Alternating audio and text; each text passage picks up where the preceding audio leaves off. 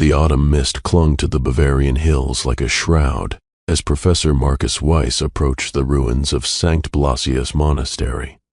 October 2001 had brought an unusual chill to Regensburg, and the Gothic spires that pierced the fog seemed to writhe in the pale morning light. At 42, Markus had spent half his life studying the dark corners of church history, but nothing had prepared him for what local records described as the monastery that God forgot. Verdammte Kalte, muttered his research assistant Elena Richter, pulling her coat tighter as they climbed the stone steps. Behind them, Father Andreas Muller, their ecclesiastical liaison, remained silent, his weathered face etched with concern.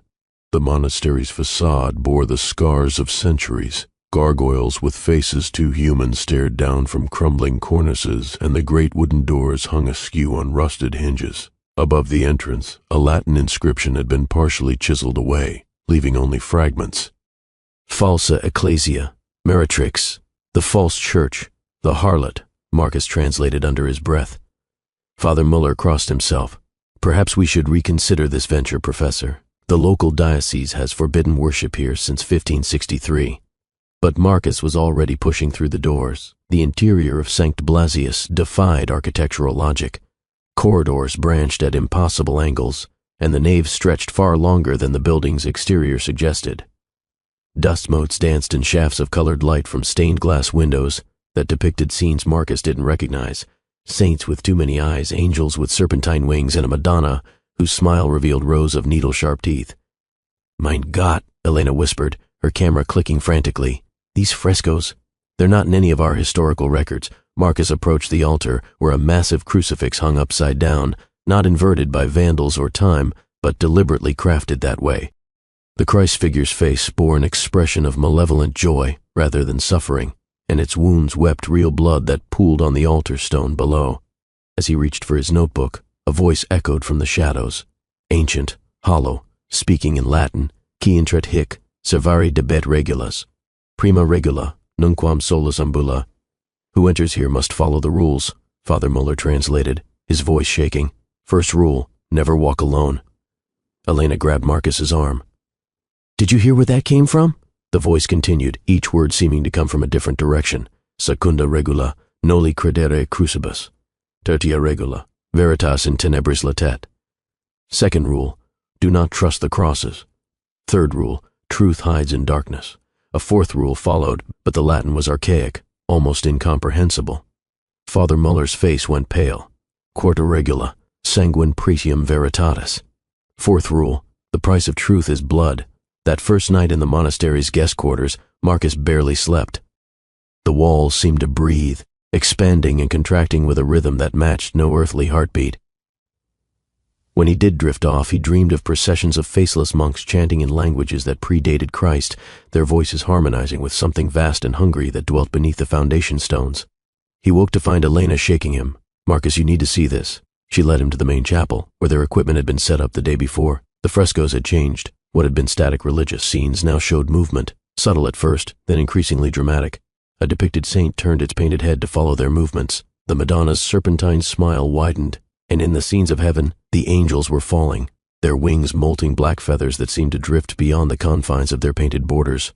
The cameras caught nothing, Elena said, reviewing her digital footage. But look at this. She showed him a photograph of the inverted crucifix.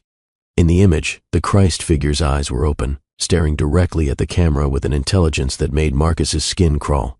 Father Muller was examining a side chapel when they heard him cry out. They found him on his knees before a statue of the Virgin Mary, tears streaming down his face.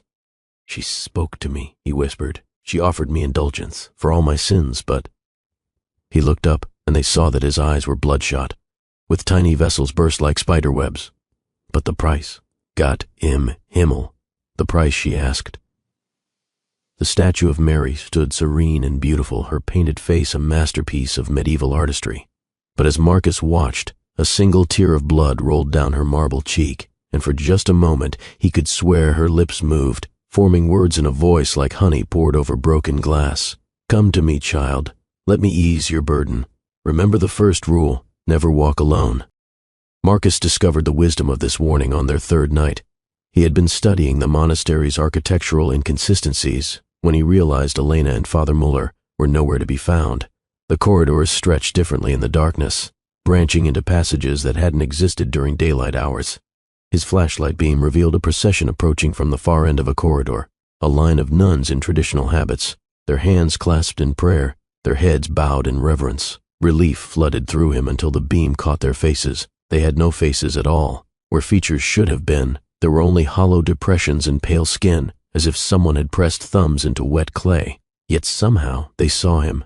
The eyeless sockets turned in his direction, and lipless mouths opened to speak in perfect, harmonious Latin, peccator, veniad nos. Offerimus tibi remissionem peccatorum. Sinner, come to us. We offer you forgiveness of sins.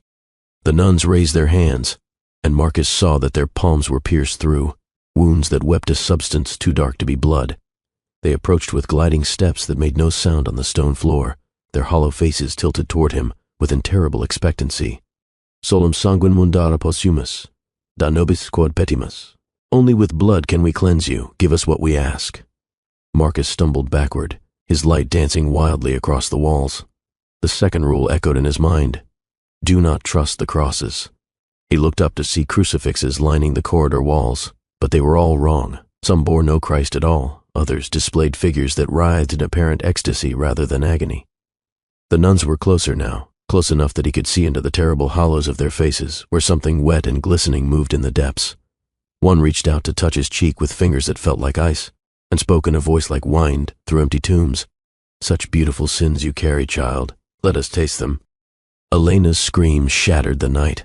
Markus ran through corridors that seemed to rearrange themselves with each turn, following her voice deeper into the monastery's bowels.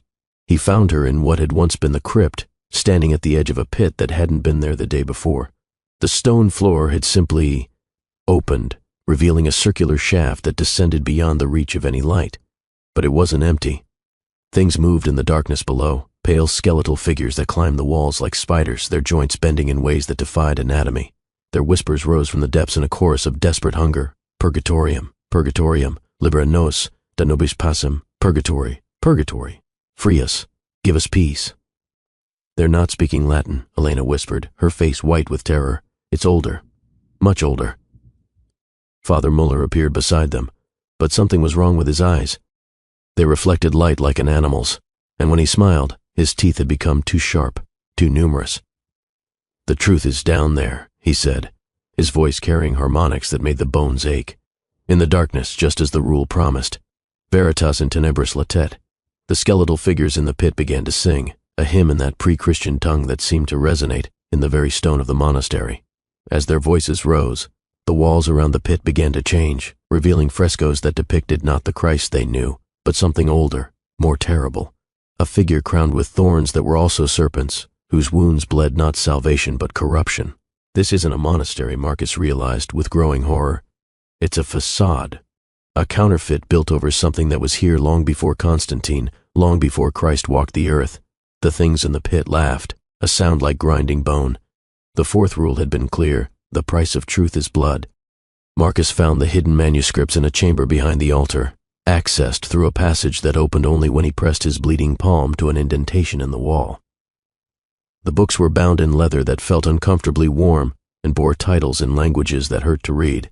Evangelium Secundum Serpentem, the Gospel according to the Serpent Apocalypsis Meretricis, the Apocalypse of the Harlot Canones Falsae Ecclesiae, the canons of the false church. As he opened the first volume, the pages writhed with text that changed even as he watched. What appeared to be scripture, at first glance revealed itself to be a perversion. Commandments reversed, beatitudes twisted into curses, parables that taught despair instead of hope. But worse than the blasphemy was the realization that these weren't forgeries or heretical texts.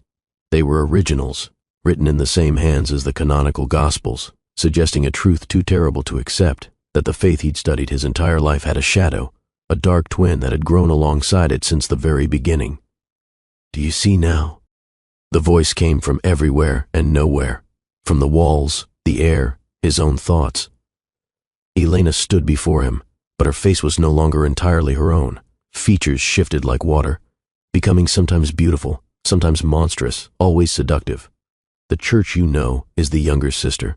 We are the elder, the firstborn, The bride who was here when the world was young. Your Christ is the pretender. Your salvation is the lie. We offer the older truth, that paradise is earned through sacrifice, that divinity flows from the spilling of blood, that the only honest prayer is a scream. The Elena thing moved closer, and Markus could see that her shadow was wrong. It had too many arms, too many faces, all of them hungry. Join us, scholar. Add your blood to the foundation. Help us write the true gospel for the ages to come. The monastery revealed its true nature as the walls began to bleed. What Markus had taken for stone was revealed to be something more organic. A structure built not of quarried rock, but of calcified bone and dried flesh, held together with a mortar of ancient blood. The gargoyles on the exterior weren't carved decorations but preserved corpses, their faces frozen in expressions of ecstatic agony. The hollow-faced nuns surrounded him now, their numbers increased by figures he recognized. Medieval monks, Renaissance scholars, modern researchers who had come seeking the truth and found something hungrier. Father Muller was among them, his clerical collar now a band of thorns that had grown into his flesh. See how we preserve the faithful, the Elena thing purred. Eternal service, eternal purpose. Your research will continue forever, mapping the genealogies of lies, cataloging the heresies of hope, documenting the true history of a faith built on blood and bone. Above them, the inverted Christ began to stir on its cross, dried ligaments creaking as it turned its head to smile down at the assembly. When it spoke, its voice was the sound of every prayer offered in desperation, every plea for mercy met with silence. Welcome to my church, scholar. Here, at last, you will find the truth you seek, that suffering is the only sacrament, that damnation is the only destination, and that the only honest congregation is one that acknowledges its hunger. The pit beneath the altar had grown, becoming a great maw lined with teeth of broken saints and martyred heretics. From its depths rose a sound like the breathing of something vast and patient, something that had waited beneath the world since before the first star fell. As understanding dawned, Markus grasped the cruel wisdom of the rules, never walk alone, because isolation made you vulnerable to the voices, the whispers that eroded faith and reason until you welcomed the false comfort of the congregation. Do not trust the crosses, because in this place every symbol of salvation had been corrupted, turned into a snare for the faithful. Truth hides in darkness, because the real truth was that there had always been two churches, two gospels, two salvations offered to humanity, and the darkness was where the older, hungrier truth dwelt. The price of truth is blood, because knowledge without sacrifice was hollow, and the deepest truths could only be purchased with the currency of life itself. But there was a fifth rule, one he'd heard but not understood. Quinta regula, semper est spes in luz vera. The fifth rule, there is always hope in true light. As the congregation of the damned closed in around him, as Elena's beautiful, terrible face leaned close to whisper final temptations, Markus made his choice. Not the scholar's choice to document and understand, but the believer's choice to trust in something beyond human comprehension. He closed his eyes and prayed, not the elaborate liturgies he'd studied, not the theological complexities he debated, but the simple prayer of a child afraid of the dark. Jesus, help me. The morning sun found Professor Markus Weiss stumbling through the forests outside Regensburg, his clothes torn, his hands bloody, his mind fractured but strangely peaceful.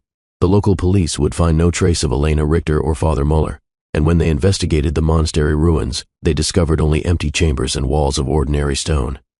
The manuscripts Markus claimed to have found were dismissed as stress-induced hallucinations.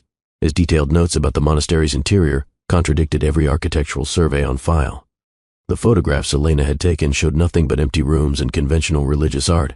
But late at night, when the academic world slept, Markus would write, not scholarly papers or historical analyses, but warnings, letters he never sent, journals he kept locked away, testimonies of a faith tested and proven not in the light of reason, but in the darkness of absolute terror. He never returned to Germany.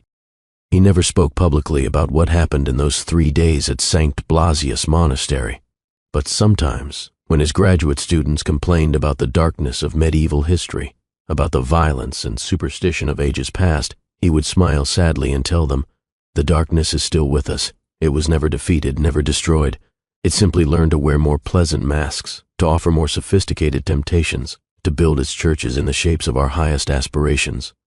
But the light is still with us too, not the light of human wisdom or institutional authority, but the light that existed before the first star, the light that will remain when all shadows finally fall.